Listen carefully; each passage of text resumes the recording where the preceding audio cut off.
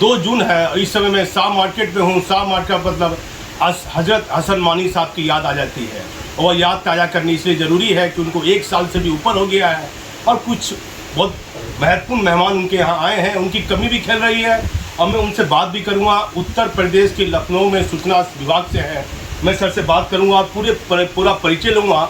आज मानी साहब हमारे बीच रहते तो और इस माहौल को खुश नसीब लोगों को होता है, और सर से बात करूँगा। सर क्या परिचय हुआ सर? मैं तेजस्कर पांडे मेरा नाम है सर। मैं उत्तर प्रदेश सूचना आयोग में उप सचिव हूँ। राइट टू इन्फॉर्मेशन कमीशन में उत्तर प्रदेश सूचना आयोग में अधिकारी हूँ, और इसके पहले उत्तर प्रदेश के विभिन्न जनपदों में सहायक आयुक्त रहा हूँ, उपायुक्त रहा हूँ, संयुक्त आयुक्त रहा हूँ। बुनकर कल्याण विभाग में भी मैंने काफ़ी काम किया है, और आज मैं ज्योतिष का आचार्य, ज्योतिष में मैंने PhD भी किया है। और ये मेरा व्यक्तिगत दौरा था, लेकिन मेरे यहाँ आने का एक ही मकसद था। मैंने समाज सेवा में भी काफ़ी किताबें लिखी हैं, इनका नाम मैंने काफ़ी पहले से सुना था। उनके पिताजी का नाम मैं एक्चुअली पवई का रहने वाला हूँ। भागलपुर में मेरी पढ़ाई भी हुई है, बड़वाड़ी कॉलेज में। फिर बाद में दिल्ली यूनिवर्सिटी चला गया, वहाँ से सिविल सेवा में आया। तो मैं काफ़ी पहले से इनके पिताजी को जानता था, लेकिन दुर्भाग्य से मुलाकात नहीं हो पाई। लेकिन उनकी शख्सियत जो है अभी दिखाई दे रही है उनके बच्चे में, जो भी समाज सेवा के क्षेत्र में इतना आगे नाम कमाया है। और भागलपुर में इन्होंने एक रोटी बैंक की स्थापना की है, गरीबों को कंबल का, समाज को जोड़ने का काम इस परिवार ने किया है। इस बारे में क्या कहिए? यही तो हमारी संस्कृति यही कहती है कि समाज को जोड़ के जितना हम लोग ऊपर जा सकेंगे, और उससे भारत का विकास बहुत ही अधिक हो पाएगा। और समाज सेवा सभी को करनी चाहिए। इस तरह के लोग यदि समाज में आ जाएं तो कितना विकास भारत का। सर पिताजी क्या करते थे? हमारे पिताजी ज्योतिष विभाग के शिक्षक रहे हैं, रांची यूनिवर्सिटी में शिक्षक थे। और उन्हीं का संस्कार है, वो तो नहीं रहे। आपने पढ़ाई लिखाई कहाँ की? मैंने पढ़ाई लिखाई भागलपुर में किया, फिर दिल्ली यूनिवर्सिटी में किया। फिर बाद में मेरी सिविल सेवा उत्तर प्रदेश में नौकरी हो गई, जिसमें मैं। कैसा है योगी का कार्यकाल? बड़ा असर चर्चा में रहता है। देखिए, पॉलिटिकल तो मैं नहीं, लिमिट होती है, हम लोग अधिकारी हैं। लेकिन ये जरूर है कि प्रशासन बहुत ही सख्त हो गया है, प्रशासन बहुत ही अच्छा हो गया है। और इस कार्यकाल में हम लोग बहुत मनोयोग से काम करेंगे, और उनकी मंशा जो है। कैसा कोरोना महामारी के दौरान कैसा समय बीता सर? तो पूरे देश में बहुत ही बुरा वक्त हम लोगों ने झेला है। हमारे बहुत सारे मित्र सिविल सेवा में रहे, बहुत सारे मित्र गांव समाज सब में, बहुत सारे मित्र चले गए। और ईश्वर से यही कामना करता हूं कि ज्योतिष के विद्वान के रूप में कि इस तरह की महामारी दोबारा नहीं हो, और यदि हो तो हमारी सरकार इसमें इसको कंट्रोल कर सके। नहीं। कहाँ उत्तर प्रदेश में किस जिले में सब पोस्टेड? मैं लखनऊ में हूँ। क्या नाम हुआ सर? मैं तेजस्कर पांडे हूँ, ज्योतिषाचार्य तेजस्कर पांडे। उप सचिव के पद पर हूँ, RTI कमीशन में, राइट टू इन्फॉर्मेशन। ये मेरा व्यक्तिगत दौरा था, लेकिन मैंने जब इनका नाम सुना तो मेरी इच्छा मिलने की बहुत अधिक हुई, और मैंने इनसे खुद टाइम लेके मैं इनसे मिलना चाहा था, और मैं मिल के। देखिए, कहीं ना कहीं मानी साहब का किया हुआ इस परिवार के लिए एक बहुत महत्वपूर्ण कड़ी रहेगा। इनका पिताजी का कार्य किया हुआ, तो इनके पुत्र से मिलने, हजरत साहब से मिलने के लिए हसन साहब से ये आए हैं। कैसा लगा पिता? मुझे तो ऐसा लगता है ना कि कहा जाता है कि बाढ़े पूत पिता के धर्म। मतलब जो पिता ने जो काम किया है, उनकी जो पुण्य कर्म है, वो निश्चित रूप से पुत्र पर पड़ता है। वो शख्सियत ने जो पुण्य काम किया है, उनकी पूरी की पूरी छवि इसमें उतर के आ रही है। और हम तो कहेंगे कि ये अपने पिता का नाम और रोशन करें, उनकी जो अधूरी इच्छा रही होगी उनको ये पूरी करें। उनके नाम से कभी कोई बड़ा आयोजन ये कराते हैं तो कोई सौभाग्य आपका आने का होगा? मुझे चीफ गेस्ट के रूप में बुलाएंगे तो मैं निश्चित रूप से आऊँगा। और मैं एक बात और कर रहा हूँ कि मैं इंटरनेशनल एस्ट्रोलॉजी फेडरेशन है USA का, उसके इंडिया का ऑनरेरी चीफ हूँ। तो मैंने इनसे एक वचन लिया है कि एस्ट्रोलॉजिकल कॉन्फ्रेंस हम भागलपुर में करेंगे, जिसमें चीफ गेस्ट उनको बुलाएंगे। इनके साथ साथ जिलाधिकारी और कमिश्नर और जो भी बड़े लोग हैं उनको मैं यहाँ पर बुलाऊँगा। पंडित जी, कैसा लगा इससे? और पहले भागलपुर आप आए थे? मैं तो बराबर आते रहता हूँ, हर एक 6 महीने पर मेरा क्योंकि गांव है, समाज है, तो मैं बराबर मिलते जुलते रहता हूँ लोगों से, लोगों की तकलीफ को सर। और चूँकि लेखक भी हूँ तो मुझे अच्छा लगता है लोगों से मिलना। और समाज सेवा में भी मैंने काफ़ी पुस्तक लिखी है जिसका उपयोग कोई ऐसी पुस्तक का नाम बताइए जो बड़ा चर्चित रही है। हाँ, ये मेरी सभी प्रशासक लोग उसको पढ़ते हैं और समाज कल्याण कैसे चलाया जाता है उसकी पूरी रूपरेखा उसमें दी गई है।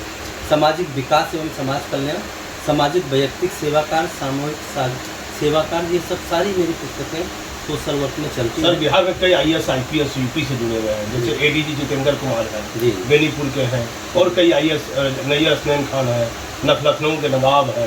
नहीं, मैं लोगों को तो नहीं जानता हूँ, लेकिन मेरे सीनियर रहे हैं जो अभी चीफ सेक्रेटरी हैं, श्री अमीर सुबहानी साहब, उन्होंने स्टैटिस्टिक्स और पर्सनैलिटी से लेके टॉप किया था। उन्हीं के नक्शे कदम पर हम लोगों ने भी तैयारी शुरू की थी। कैसा मेरी बहुत ही अच्छे व्यक्तित्व हैं। मेरी व्यक्तिगत रूप से उनसे बात भी होती रहती है।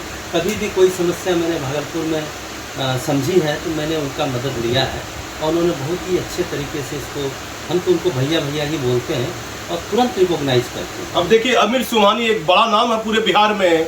आप बात मानिए तो मुख्य सचिव का नाम, कई लोगों का नाम जुड़ रहा था, लेकिन अमीर सुबहानी ने जो कोरोना महामारी के दौरान जो महत्वपूर्ण निर्णय लिए आम लोगों के लिए, जो कहीं ना कहीं नीतीश कुमार के राज्य सरकार के समय एक बेहतर कार्य IAS अधिकारी का अमीर सुबहानी का देखा जा रहा है। उनकी ये चर्चा कर रहे हैं, प्रशंसा कर रहे हैं। ये बिहार के लिए नहीं पूरे देश के लिए बहुत अच्छी बात है। कैसा फिर अमीर सुबहानी साहब से हाल फिलहाल कभी मुलाकात? नहीं, इधर तो मुलाकात नहीं हुई, लेकिन जब भी मैं पटना आता हूँ तो उनसे मुलाकात करने की कोशिश करता हूँ। अगली बार जब पटना जाएंगे तो उनसे समय लेकर मैं उनसे मिलूँगा। तो क्या भागलपुर का लीची आम खाए नहीं अभी रखते हैं? नहीं, अभी तो सर के यहाँ मैंने पहली बार आम खाया है तो बहुत ही अच्छा लगा। शुगर पेशेंट होते हुए भी आम खाया, इसलिए कि इन्होंने बहुत प्यार से खिलाया, इसलिए मैं खाया। और मुझे लगता है कि इस तरह के जब प्यार से कोई खिलाता है तो उसमें किसी तरह का डायबिटीज होने का खतरा नहीं है। और कितने बाल बच्चे, पारिवारिक जीवन कैसा है? मेरी पत्नी अधिकारी है भारत सरकार में, चिकित्सा विभाग में, और पुत्र एक है जो क्लास 12 पास हो गया और इंजीनियरिंग की तैयारी कर रहा है। और क्या आगे की क्या तैयारी है? वो देखिए, सबसे बड़ी बात मैं किस्मत को अधिक मानता हूँ।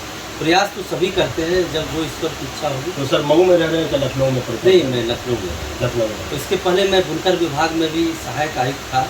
बुनकरों के कल्याण के लिए काफ़ी योजनाएं चलाई हैं और बनारस में बुनकरों के लिए कल्याण के लिए, बनारसी साड़ी के लिए, मऊ के लिए मैं वहाँ पर 3.5 साल रहा। फिर गोरखपुर भी मैं रहा। तो बुनकरों के कल्याण के लिए जो भी योजनाएं थी वो सब मैंने काफ़ी उसको किया है।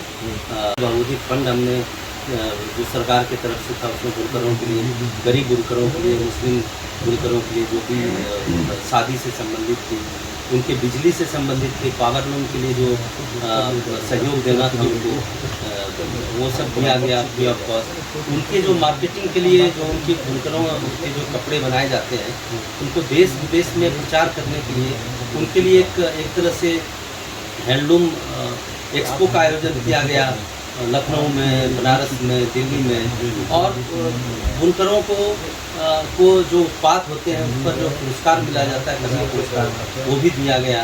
भारत सरकार स्तर पर राज्य सरकार के बुनकरों का नाम भेजा जाता है, जो कि भारत सरकार के शुरू से सिविल सेवा में आना चाहते थे? हाँ, शुरू से एक्चुअली देखिए, बिहार की एक ऐसी धरती है, बिहार के जो लोग जाते हैं, क्योंकि बिहार में इंडस्ट्रियलाइजेशन कम है तो नेचुरली सिविल सेवा से लोगों का बेहतरी होता है। शुरू से मैं जानना चाहता था, पिताजी शिक्षक थे तो उनकी भी इच्छा थी कि कुछ आप लोग करें। पिताजी का नाम डॉक्टर उपेंद्र नारायण पांडे, वो अभी नहीं है हमारे बीच में। देखिए, एक शिक्षक के लड़के हैं उपेंद्र नारायण पांडे। जिस तरह मैंने पटना सीनियर SP का इंटरव्यू लिया था, उनके माता पिता दोनों टीचर थे। भागलपुर DIG के माता पिता दोनों टीचर थे।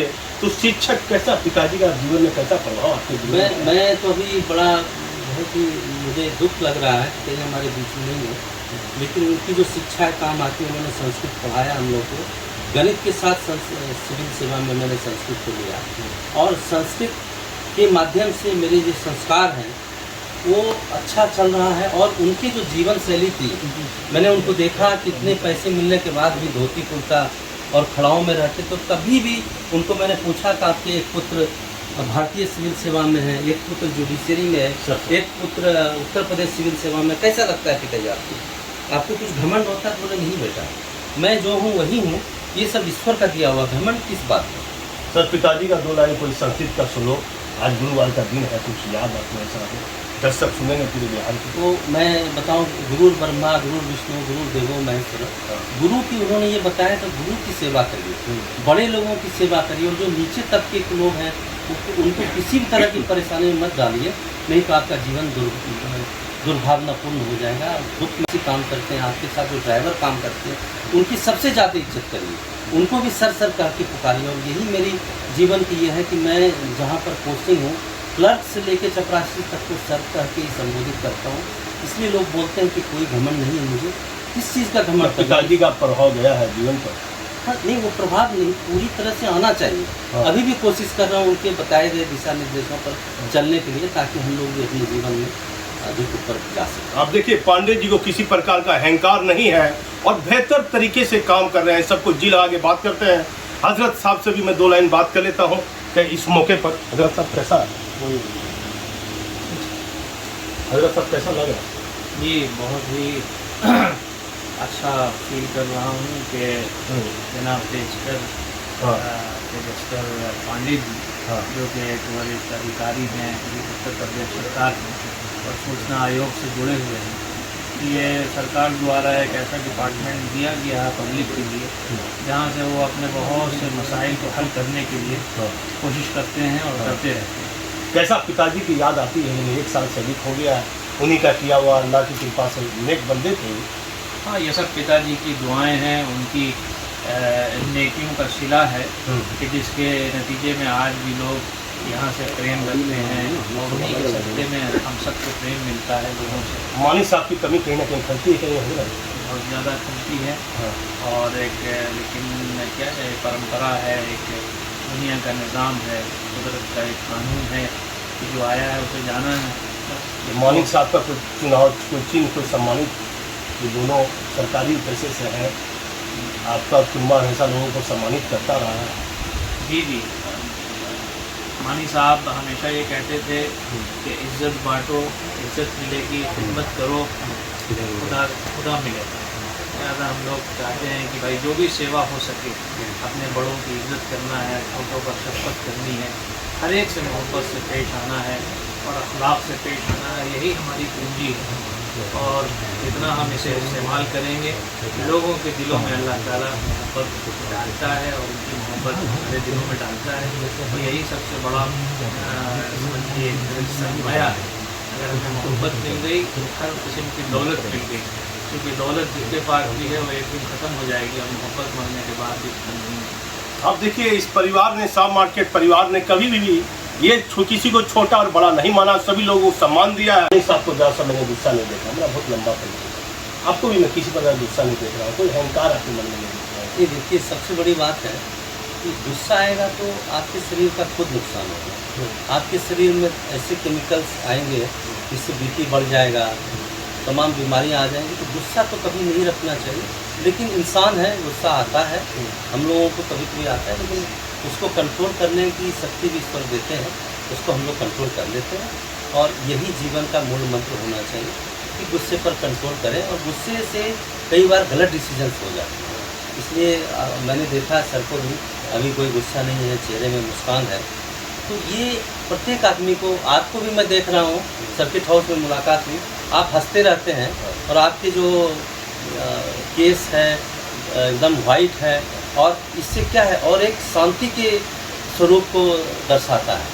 तो इस तरह से सभी लोगों को चाहिए कि अपने पहनावे में भी, अपने बोली में भी, अपने गुस्सा पर भी कंट्रोल रखें और सादा जीवन बिताएं, क्योंकि आने वाला समय सादा जीवन बिताने का ही है, सुख शांति से करें। अगर कोई गुस्सा आपको आता नहीं, मानी साहब को तो मेरे जीवन में नहीं, लेकिन आपको क्या लगता है? गुस्सा तो एक ये कि कुदरती शय है, गुस्सा ना आना ये भी सही नहीं है, लेकिन फरमाया गया है कि सबसे बड़ा पहलवान वो है जो गुस्सा आने के बाद अपने आप को पूरी तरह कंट्रोल में रखे और कोई गलत काम नहीं करे, बल्कि सही डिसीजन, सही फैसला जो सामने वाले के लिए है या उसके खुद अपने के लिए है, वही डिसीजन ले। गुस्से में लिया हुआ फैसला हमेशा खुद को नुकसान पहुंचाता है, समाज को नुकसान पहुंचाता है, और वो शख्स जो गुस्से में कार्य करे वो शैतान का आलयकार बन जाता है।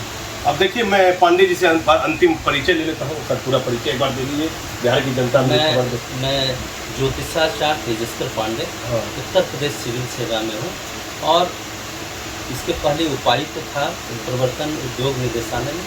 अभी मैं उप सचिव के रूप में उत्तर प्रदेश सूचना आयोग में काम कर रहा हूँ, जो कि RTI विभाग कहा जाता है, राइट टू इन्फॉर्मेशन, जिससे समाज को और सामान्य जनता को बहुत कुछ मिलता है। अब देखिए, पांडे जी का पूरा इंटरव्यू देखिए और किस तरह साहब मार्केट में एक महत्वपूर्ण भूमिका में हसन मानी साहब के पुत्र दिख रहे हैं और इनके पिता का किया हुआ काम इनके चेहरे पे मैं देखता हूँ तो लगता है कि भागलपुर की जनता को कहीं ना कहीं आने वाले डेट में हसन मानी साहब की तरह इन सभी लोगों को, आम जनता को फायदा मिल रहा है और आगे भी मिलता रहेगा। मैं भागलपुर से दीपक नौरंगी।